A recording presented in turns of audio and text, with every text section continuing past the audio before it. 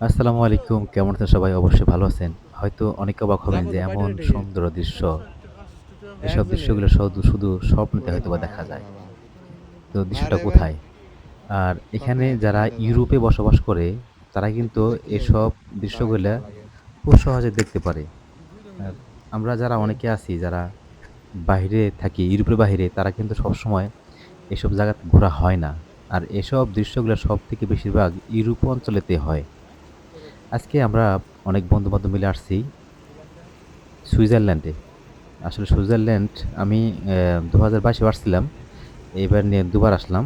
তো আসলে যতবার আসি ততবারই মুগ্ধ হই। একেক সময় একেক জায়গাতে যাই। তো যাওয়ার পরে আসলে দৃশ্যগুলো দেখার মতো।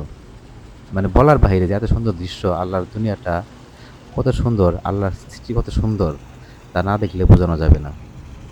এই যে এটার ভিতরে আপনার টিকেটের মাধ্যমে যাওয়া লাগে ৩ ঘন্টা। ১.৫ ঘন্টা যায়, ১.৫ ঘন্টা আসে। ঘুরে, ঘুরে সবগুলা দেখায়। অসাধারণ! কেমন লাগলো আপনার কাছে অবশ্যই জানাবেন। যদি ভালো লাগে লাইক, শেয়ার করবেন। লাইক, শেয়ার করলে ভিডিও করতে ভালো লাগে।